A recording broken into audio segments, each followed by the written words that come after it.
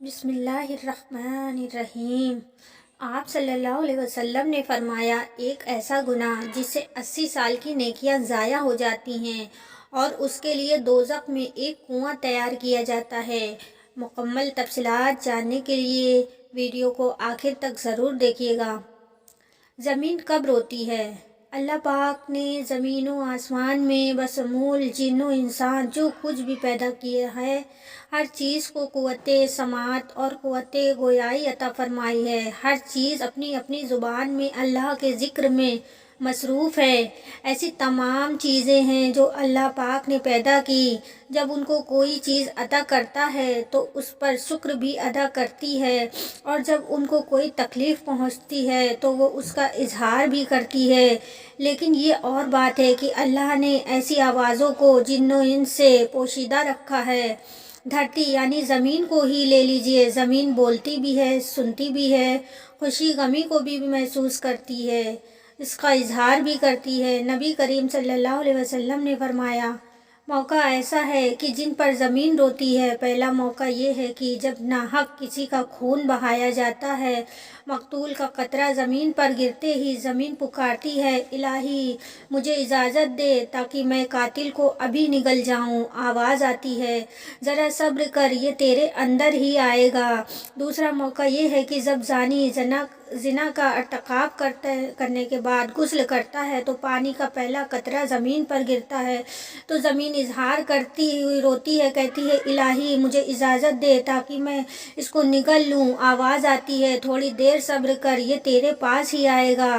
زناکاری ایک بدترین لعنت، ذلت اور پستی کی علامت میں بے ایمان فعل اور جرم سنی ہے۔ اس کا امیر طلب وہی شخص ہوگا جس کے دل میں خوف خدا، عذاب کا ڈر، آیات قرآنیہ اور حدیث نبوی کا پاس نہ ہو، اور غیروں میں اپنی ذلت اور رسوائی کا اندیشہ نہ ہو، اور وہ نہایت بے غیرت، بے شرم، بے رحیم، جس کی انسانیت حیوانیت سے مغلوب ہو چکی ہے، اس جرم زنی اور حرکت کے قبیحہ کے ارتکاب کا مجرم ہو سکتا ہے۔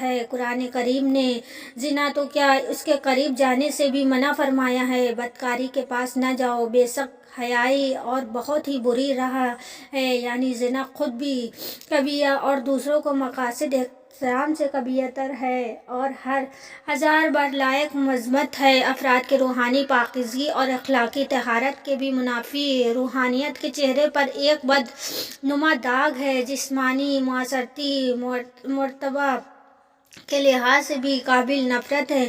حضرت ابو ہریرہ رضی اللہ عنہ سے روایت ہے کہ حضور اقدس صلی اللہ علیہ وسلم نے ارشاد فرمایا، جو عورت کسی قوم میں اس کو داخل کر دے جو اس قوم سے نہ ہو، یعنی زنا کرائے، اولاد ہوئی، تو اسے اللہ عزوجل کی رحمت کا حصہ نہیں ملے گا اور اللہ تعالیٰ اسے جنت میں داخل نہ فرمائے گا۔ حضرت عبداللہ بن عباس رضی اللہ عنہ سے روایت ہے کہ رسول اللہ صلی اللہ علیہ وسلم نے ارشاد فرمایا، جس قوم میں زنا اور سود ظاہر ہو جاتے ہیں تو انہوں نے اپنے لیے اللہ عزوجل کے عذاب کو حلال کر لیا۔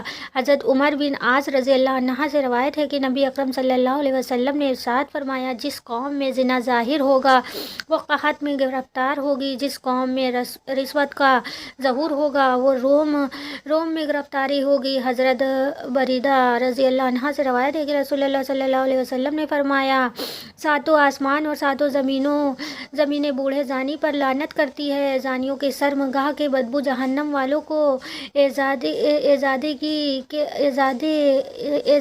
گی۔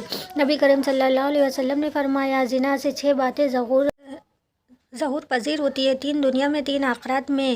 زانی کا چہرہ سیاہ ہو جائے گا، اس لیے اس کی رزق میں تنگی آئے گی اور عمر سے برکت نکل جائے گی۔ آخرت میں اللہ تعالیٰ کی ناراضگی میں گرفتار ہوگا، حساب میں سختی دیکھے گا، عرصہ دراز تک دوزخ میں رہے گا، بشرط یہ ہے کہ ایماندار ہو، ورنہ ہمیشہ ہمیشہ کا ٹھکانہ دوزخ ہوگا۔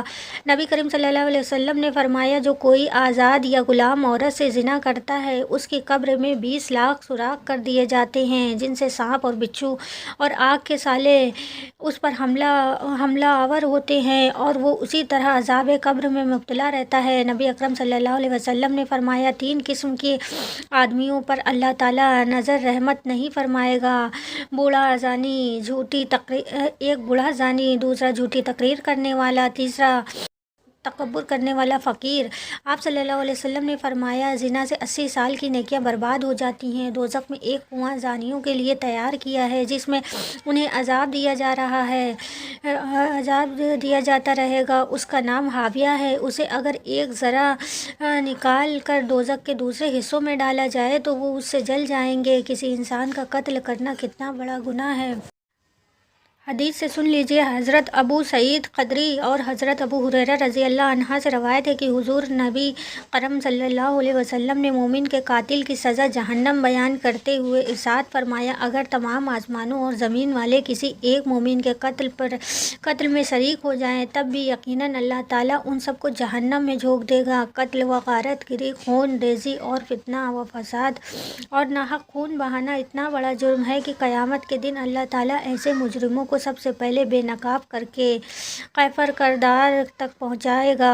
حضرت عبداللہ بن مسعود رضی اللہ عنہ بیان کرتے ہیں کہ حضور نبی اکرم صلی اللہ علیہ وسلم نے خون ریزی کی شدت بیان کرتے ہوئے ارشاد فرمایا، قیامت کے دن سب سے پہلے خون ریزی کا فیصلہ سنایا جائے گا۔ حضرت عبداللہ بن عمر رضی اللہ عنہ سے روایت ہے کہ نبی کریم صلی اللہ علیہ وسلم نے باہمی خون خرابہ اور لڑائی جھگڑے کی تباہ کن نتائج سے خبردار کرتے ہوئے فرمایا کہ قتل و غارت گری اتنا بڑا جرم ہے کہ اگر کوئی فرد یا طبقہ اس میں ایک مرتبہ ملوث ہو جائے تو پھر اسے اس سے نکلنے کا راستہ نہیں ملے گا۔ حضرت انس رضی اللہ عنہ سے روایت ہے کہ آپ صلی اللہ علیہ وسلم نے ارشاد فرمایا، بڑے کبیرہ گناہوں میں سے ایک کسی جان کو ناحق قتل کرنا ہے۔ کسی مسلمان کو ناحق قتل کرنے والا قیامت کے دن بڑے خسارے کا شکار ہوگا۔ حضرت ابو بکر رضی اللہ عنہ سے روایت ہے کہ نبی کریم صلی اللہ علیہ وسلم نے ارشاد فرمایا، اگر زمین و آسمان والے کسی مسلمان کے قتل پر جمع ہو جائیں تو اللہ تعالیٰ سب کو اوندھے منہ جہنم میں ڈال دے۔